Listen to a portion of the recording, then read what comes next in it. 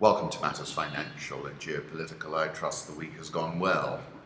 Let me start with a point I made a few weeks ago when I said the US is weaponizing the dollar, and I think that's still in play. The global bond route, in particular, is supportive of the dollar. We've seen the US 10-year shoot through 3% towards 3.20 and higher. 10-year German yields above 5.5%, Japanese yields rose to 0.15%. So we've really seen blood in the water. And that plays to what I was saying about mirrors on the ceiling, the pink champagne on ice. And this comment by Truth Gundlach caught my attention. Yields on the March, 10s above 3% again, this time without financial media concern. And he was talking about watching 3.25% on the 30s, two closes above that, he said, is a game changer. And that goes to my point about bubbles are bursting just about everywhere. And another point I made in that Sputnik interview, which I'll reiterate again, because everyone's getting excited about finding a parallel currency outside the scope and purview of the dollar. I said, for the foreseeable future, I do not see gold, the renminbi, or crypto replacing the dollar. It's not going to happen in our lifetimes. Both the dollar and oil have been rising the last couple of weeks, which isn't the norm. That's a point Jamie is making at Reuters. He's indeed correct. Daily correlation between the two has been negative most of this year, but is now the most positive since January. Does this continue, or does one of them head south soon? Home thoughts: sunset, southern bypass, Nairobi at 6:11 yesterday. As I was on my way home, this got my attention. It is a well-kept secret, but we know the answer to life, the universe and everything. It's not 42, it's 1 divided by 137. The immutable number determines how stars burn, how chemistry happens, and even whether atoms exist at all. Physicist Richard Feynman, who knew a thing or two about it, called it one of the greatest damn mysteries of physics, a magic number that comes to us with no understanding. Its mystery is deepening. Controversial hints suggest this number might not be the universal constant we had assumed, instead varying subtly over time and space. If confirmed, that would have profound consequences for our understanding of physics, forcing us to reconsider basic assumptions about the structure of reality. While arguments about the true significance of the findings rage, experiments looking both deep into the cosmos and at the fine-grained structure of reality in the lab are now set to deliver a definitive verdict, perhaps. Theresa May is being called the dancing queen, and in this video from Reuters TV you see her dance onto the stage at the party conference, and she's much less stiff now than she was in Africa, actually. And I wrote on that occasion, 3rd of September 2018, the bell at the ball. And I was saying I remember a time when my then 11-year-old daughter Layla attended the school disco. And when I picked her up, her eyes glittered and she could scarcely stand still. I asked, "Darling, how was it?" She said, "Daddy, I danced and I danced and I didn't stop." I wanted to pick her up, spin her, as Jean Rhys wrote in her novel Wide Sagaces. See, only the magic and the dream are true, all the rest's a lie. And I must remember about chandeliers and dancing, about swans and roses and snow. This is my daughter Layla, now grown up, and we were in the Meru National Park a couple of weeks ago when she was visiting from university. And Jean Rhys reading makes immigrants of us all. It takes us away from home, but more important, it finds homes for us everywhere. This I found powerful but sad. You can pretend for a long time, but one day it all falls away and you are alone. We are alone in the most beautiful place in the world. There is a superb documentary by Nick Broomfield titled Biggie and Pac, The Suge Knight Killings. And in that documentary, Nick Brookfield makes the case that Suge Knight killed Tupac and made it seem as if Biggie had killed him in order to prevent Tupac from leaving his label, Death Row Records, because there was a huge backlog of music which was very valuable that he did not want to lose. Well worth looking at that. A judge has sentenced Marion Suge Knight to 28 years in prison, nearly 4 years after the former rap mogul killed a man with his truck. Political reflections. T. Selig says this week's New Yorker cover takes away your breath. It's so powerful.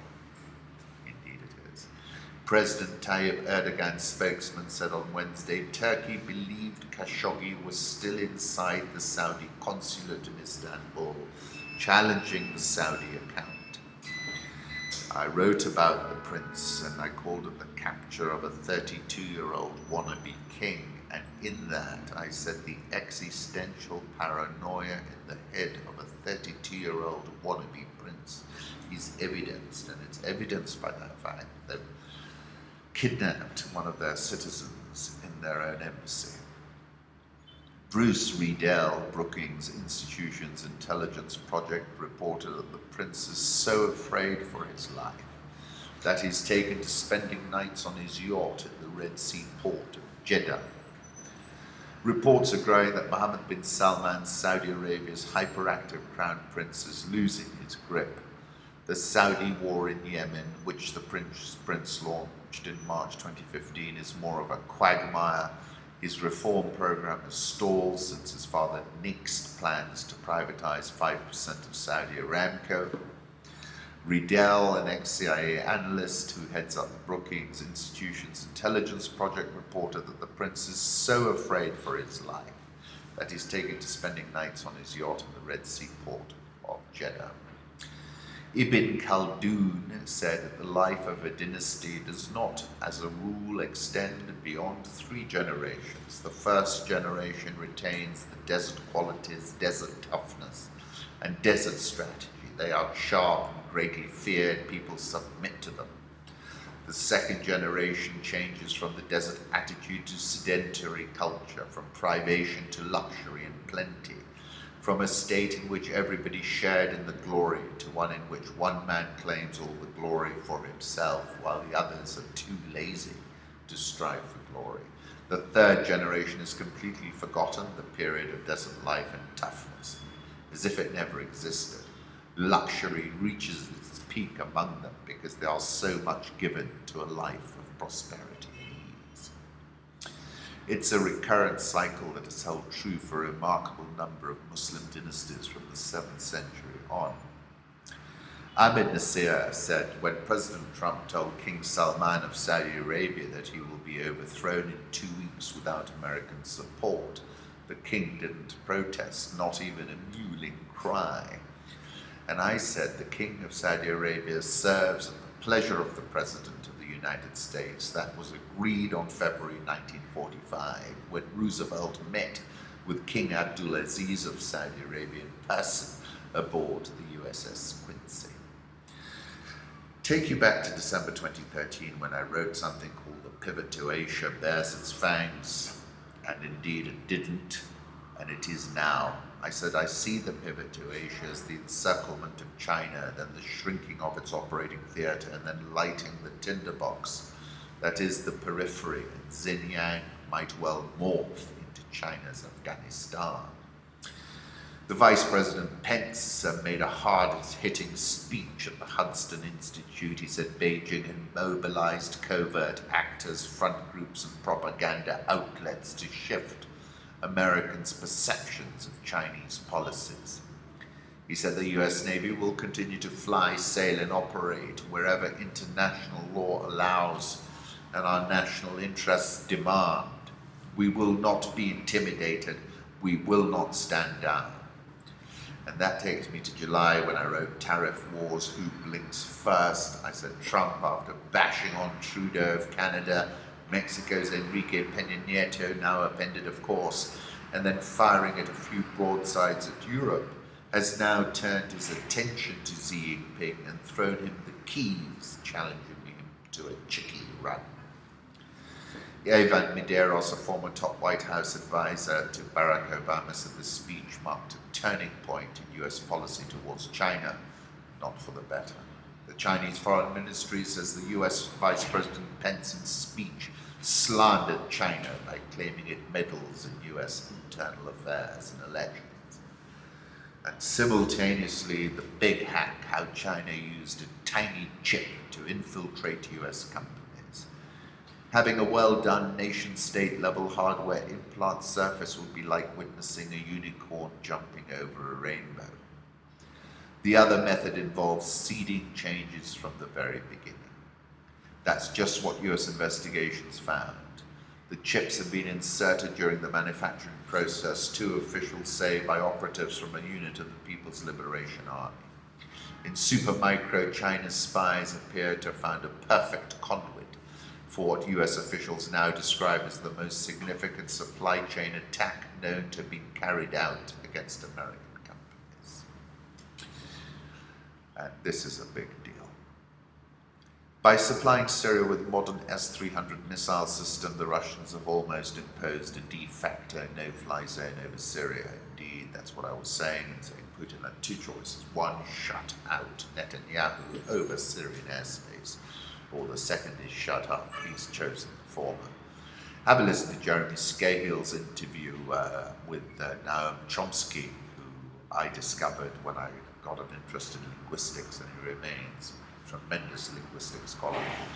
Let's move on to the currency markets. Euro dollar just below 115, dollar index 95.83, Japanese yen 113.91, Swiss franc 0.9930, the pound popping above 130, 130.38, Aussie 0.7068, India rupee 73.515, South Korean won 1130.37, Brazilian real 387.51, the Egyptian pound 17.8875, and the South African rand, which I was telling you looked too strong at 14, is back at 14.8619.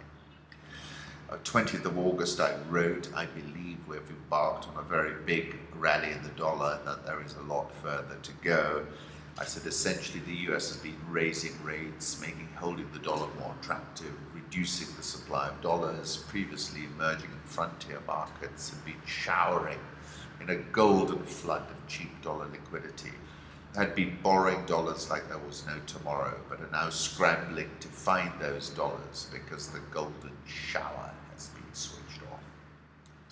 The dollar index at 95.83, my target remains 100. Euro dollar, my target is parity. We're now at 114.93. Not sure it's an absolute high has been seen, but today's action looks very ugly on the daily chart. This is the S&P as interpreted by Peter Brandt. Tesla shares drop as Elon Musk insulted the SEC 5 days after settling a fraud lawsuit brought by the agency. He called the SEC a short seller enrichment commission. It's just outrageous. He's totally out of control, and I just don't know what's going to happen next. Tencent, Facebook dropped in market cap. Have a look at this chart from Sun Charters, and I've got to give credit to Ben Robson, who called this in the interview I did with him when he visited. Commodity markets, Trump, as I said over the weekend, has become increasingly strident about high prices in the oil market, which is a little cute given that it is his sanction warfare, particularly against Iran, which has lifted prices. Crude oil last trading at $74.57. My outlook on crude is that it is at risk of a precipitous downside move on the occasion of Trump announcing he's going to unload some oil from the special reserve. Donald, if you want to find the culprit for the rise in prices, you need to look in the mirror, Putin told him. Gold last trading at 12.02, finding more support, not so much beholden to the dollar. As I said before, oil is a double whammy for many emerging markets, strong oil, weak currencies, with India and its Prime Minister Narendra Modi a sitting duck, for example. Turkish lira extends its slide, weakened more than 2% yesterday. The inflation number was a shocker. Sub-Saharan Africa, on the campaign trail, Paul Biya's motto is La force de l'expérience. It's a slogan that few would dispute, because he's been in power, he's 85 years old, and since Robert Mugabe was tossed off Zimbabwe's throne, Biya, president since 1982, has been Africa's oldest head of state. He has, however, got an insurrection going on in the English-speaking Cameroon. Lots of people dead, 160,000 displaced, 600 killed, 160 of them members of the security forces. And his nickname is the Lion Man, to symbolize his tenacity and ruthlessness. China's salami slicing takes root in Africa. This is Ronak Gopaldas in ISS Africa. Mass indignation greeted the revelation that South Africa was to receive 370 billion rand as a gift from China amid criticism about the lack of transparency surrounding Eskom's recent loan deal with the China Development Bank. In the same week, reports emerged that 2 Zambian parastatals were being considered as collateral for loans from the Chinese government. The reasons were clear. China, the continent's largest trade partner, was going to be sprinkling the proverbial candy. This is a FOCAC. Apart from the usual pledges, 2 central themes emerged, namely Africa's debt and where Africa features in China's geopolitical ambitions. China skillfully attempted to reframe Sino-African relations as a partnership of equals. It isn't. This in contrast to the methods used by the West, which are deemed to contain onerous political conditionality. Geopolitically, the Belt and Road Initiative and infrastructure focus was again the centerpiece of China's strategy in Africa. Africa, with its young population, growing consumer market, and cheap labor, Africa provides complementary drivers for China's economy. At the same time, Africa faces a major infrastructure deficit and funding gaps which China is able to plug. But despite China's rhetoric about a win-win relationship, critics point to a very subtle but deliberate strategy known as salami slicing.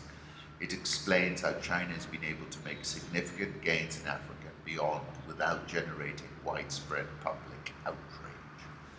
The practice involves the slow accumulation of small changes, none of which in isolation amounts to a casus belli, but which add up over time to a substantial change in the strategic picture.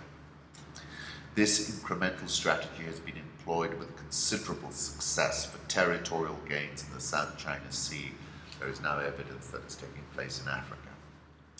The genius of the tactic is that it happens slowly, then suddenly. A salami slicer puts the burden of disruptive action on his adversary.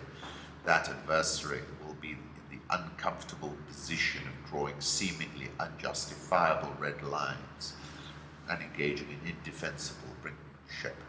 The pertinent question is how and why African governments continuously find themselves in these compromised positions. Is it naivety, willful ignorance, or sometimes something more sinister?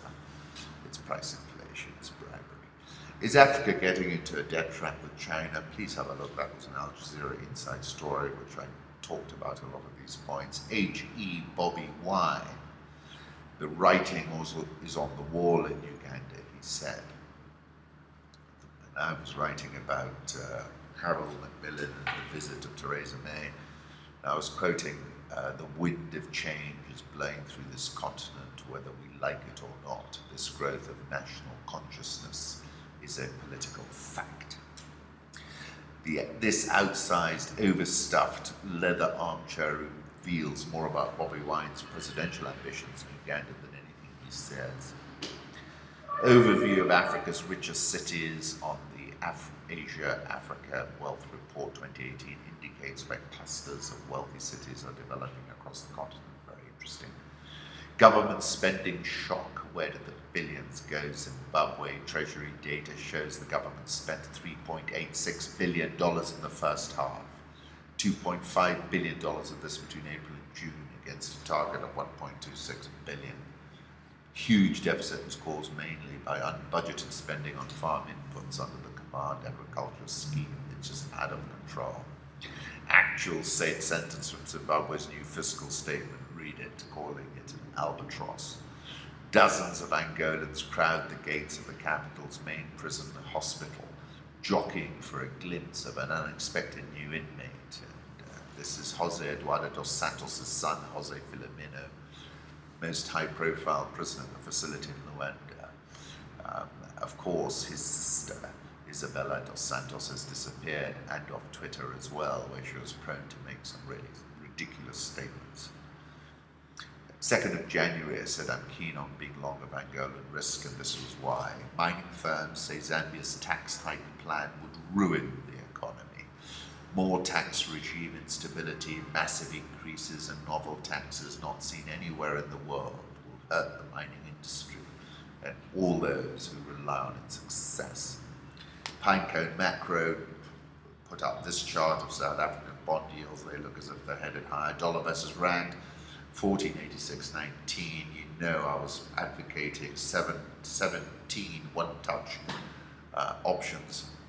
Egyptian pound at 17.8875. Nigeria seeks to charge MTN 15% interest on an $8 billion claim that transfers may have been premeditated and contrived as a scam to make and maximize profits, defraud Nigeria and enjoy unlimited foreign exchange income perpetually from a single investment without complying with the foreign exchange laws and regulations of Nigeria. Nigerian oil shares down 15.22% year to date. Ghana Stock Exchange up 12.58% year to date. SBM of Mauritius drops to a record low after uncovering more fraud. This is a cyber fraud in its Indian operations that could result in a loss of $4 million. Tea earnings grow to 85.74 billion shillings. Increased earnings were due to higher volumes of green leaf produced by farmers as a result of improved rainfall and stable tea prices. Agency said the period saw 21% growth in green leaf production. Prices were lower, but volumes made up in some. Initially, it was the capital gains tax, then we have the Robin Hood tax, then investors feel there was not enough consultation, there was no clarity about it. How they will be affected, at what point does it kick in, and that generally has an impact on the investment portfolios of Terry Adam Basa, the NSC, at least someone's saying it clearly. This is a Central Bank of Kenya 20 shilling note from 1974 via De La Rue. Nairobi all shares down 12.08% year to date. The NSE 20 is down 22.5% year to date. I wish you a wonderful